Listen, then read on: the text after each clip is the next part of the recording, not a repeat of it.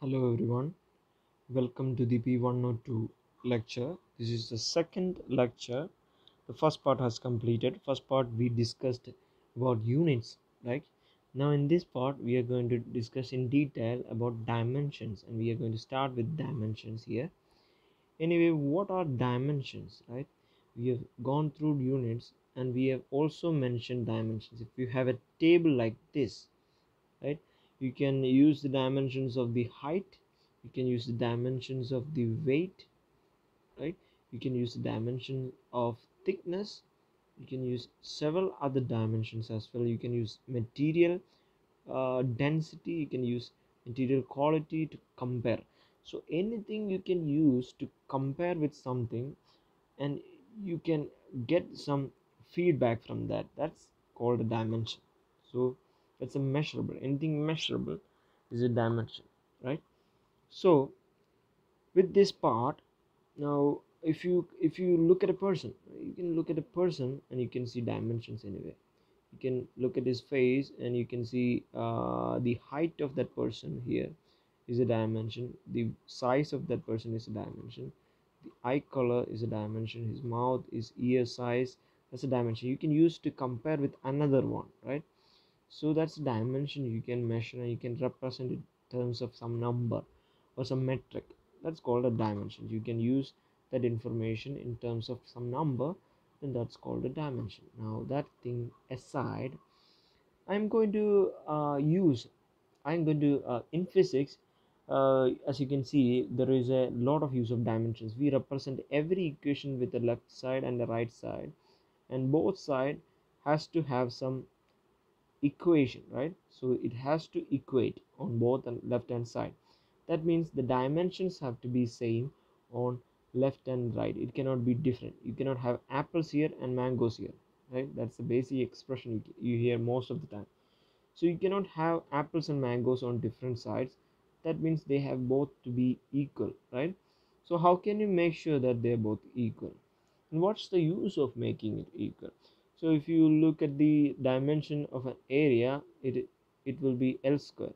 So dimension of a volume will be equal to L cube, right? That means that if you consider a square space like some length and length, that means the area in between is called L square. And if you find L cube, that means the volume will come into place. So you are adding dimensions to it with each L square L cube term. So that's how dimensions work. Okay, when you multiply them, you get a bigger dimension, bigger attribute. Now with that, I'm going to use the principles of dimension. This is the principle dimension analysis to find out something very abstract, right? If you have something like an apple hanging over the tree, and you look at the ground and you see that this apple is going to fall down. So there is a height with respect to the apple, and then there is a mass of the apple, that's the dimension.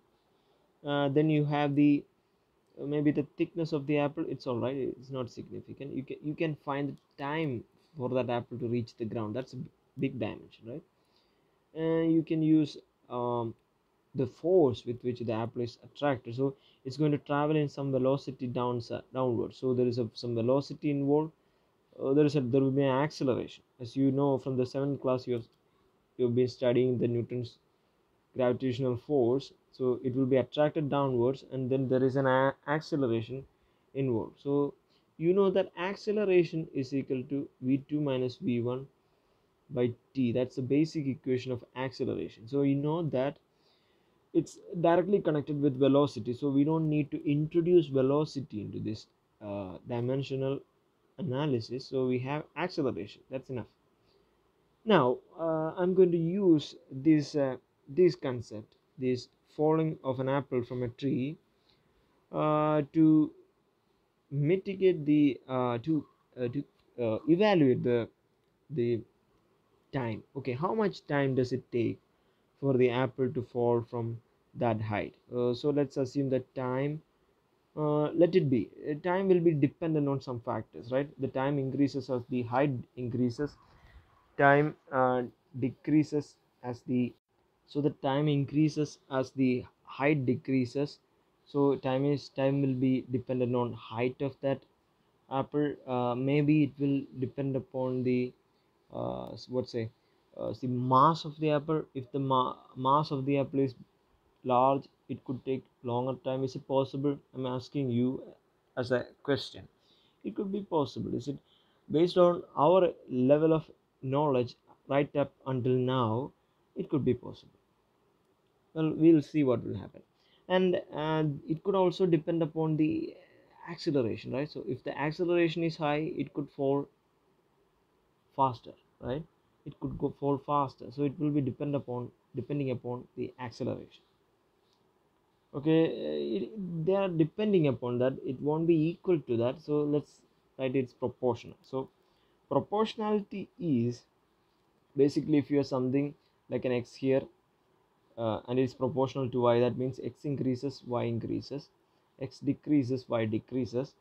If x is inversely proportional, this is like that, then x increases, y decreases. Also x decreases, y increases. That's called a proportionality. So anything that is proportional is directly or indirectly proportional. That means it's increasing in one side will increase the other or decrease the other. That's called a proportionality. So with that as well in place, now let's look at our case.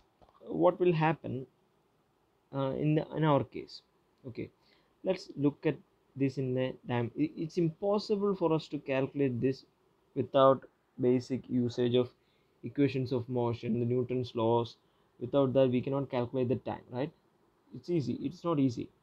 So is it possible for us to use the time to measure this relationship, if it is true or not? Okay, let's do that. Okay, let's write down the dimensions of each side. Okay, each side has different dimensions. So it's one here, it will be the height, which will be L. So the mass will be M, and also the acceleration, right? Acceleration will have this unit, let it be. So you can write down the acceleration will look something like, acceleration will be different, like acceleration has change in velocity with respect to time. So that means it's the dimensions of velocity by time. That means it's has the dimensions of L by t square, right? So that's the dimensions of acceleration. Ooh, ooh, ooh, ooh. Okay, we don't know how much it is directly dependent, so let's put down some exponents. So let it be alpha, beta, and gamma. We don't know how much is it dependent on, so we are going to put some power. So it could be L square, it could be m square, it could depend upon L by t square the whole raised to the 3 by 2, whatever. We don't know the dependence, we need to find out the dependence. Okay, let's use this to find out the dependence. Now how can we use that? So we, in this left direction you have t, which is of power of 1, and in the right direction you have L, which has two values here. So it's alpha plus gamma, right? And m has the power of beta, and t has the power of minus 2 gamma, right? It's in the denominator here, so it's minus 2 gamma. Okay, now on the left side you have only t, so t is equal to like that. So that means you can straightly correlate, this is t is equal to raised to 1. In this side m has no exponents, that means m raised to 0 is in this side. So that means you can now correlate the exponents, and you can say that t raised to 1, so it's 1 is equal to minus 2 gamma, or you can simply say gamma is equal to minus 1 by 2.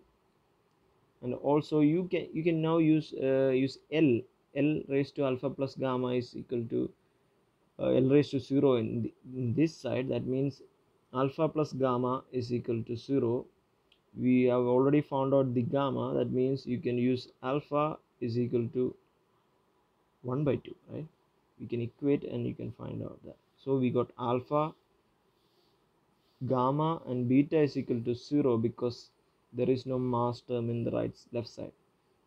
So we got alpha, beta and gamma. So T is proportional to, so T is proportional to some height raised to 1 by 2, mass raised to 0, right, alpha, beta and gamma. The acceleration is acceleration due to gravity, right? You've seen that is the value is 10 or 9.8 if you want to be precise.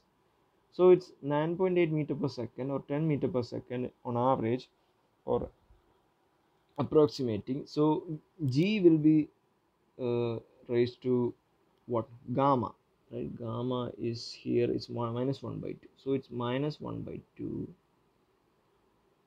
So that's a very promising relation. So if you are very compliant enough, you can see directly that t is not depending on mass. So the heavier the object, the lighter the object, bigger the object, smaller the object, if it is dropped from the same height, it will fall to the ground. If it is okay from the same height, it means this is not a proper way, right? From the same height means like this. If you can drop two things of different mass from the same height, it will fall down to the surface in the same time. So it is mass independent. We have found out that from dimensional analysis. Okay, that's the first thing. Now the second thing is that it is proportional to the square root of height. So that means time will be equal to some constant. I don't know what the constant is. We cannot find constant numerical constants out of dimensions. So some constant times square root of h by g. Oh, that's very good. That's very good. So you can say that time is proportional to root of square root of h by g, right? That means if there you are keeping an object from the falling, keep dropping an object from the height of let's say like 2 meters, 4 meters, you get 2 by g. Is 2 by square root of g is the time, or around 2 by 3. If it's from 8 meters, right, or let's say 9 meters, it will be 3 by root g. So a particle dropped from, or if it is 16 meters, it's easier to analyze. So if it is 16 meters, that is, if you drop an object from 4 meters and 16 meters, right, 4 meters and 16 meters, you will consume more time, right, double the time. So if it is for dropped from 4 meters, you get 2 by root g. uh, then for 16 meters you get 4 by root g. That means it's almost double the time. So the ratio of time for double the distance is very not that directly, not that direct, straightforward. It won't be twice, it will be 2 by, or the distance, the square root of distance by root of g. So that's a very easy way of representing. So we know the ratio of time for t is equal to 16 by t is equal to 4 without actually doing any more than dimensional analysis. So we know that ratio, straightforward, right? It's easy, right? Right there, it's right there. Now with that aside, I can, okay, I hope you understand the importance of dimensional analysis, and I hope you are convinced enough that we can use dimensional analysis to find out complicated stuff right out of nothing, right? You don't need to go through all the complications, but you can actually make a measurement based upon this experience. So we know that when you drop something from 4 meters and 16 meters, it will take twice, right, for 16 meters. So that's a straightforward answer you got out of nothing without any more calculation. That's a very big advantage of dimensional analysis. That's second advantage of dimensional analysis. We had one advantage here, so there's second one we have found out, and the third one is that if you have, like, say, uh, area on this side, that's meter square, you cannot have uh, something like a meter cube or meter by time or meter by length or anything like that. You cannot have that kind of an equation. It is unstable, it is impossible. That means when you see an equation like say say let's say what a is equal to v by t, let it be this equation. Is it right? Or say a is equal to vt, which one is right? That's a question, right? You can analyze this using dimension. So a has the unit of meter per second square, and v has the unit of meter per second times by second will be seconds, right? And this is a right equation. Is it the perfect equation? Is it the most suitable equation? Is it the precise equation? It won't be possible. It cannot be the right equation, but it can be a true equation. It is possible. But this one, when you look at this one, you have meter per second square, which is equal to meter per second times second, which is equal to meter. This is an impossible equation. So if you see such an equation, you can straightforward write down that this equation is not possible, it is not right. A cannot be equal to vt, right? But this equation is possible. That's that. It couldn't be right. In real case, a is equal to u plus at. Sorry, we you can write v is equal to u plus at.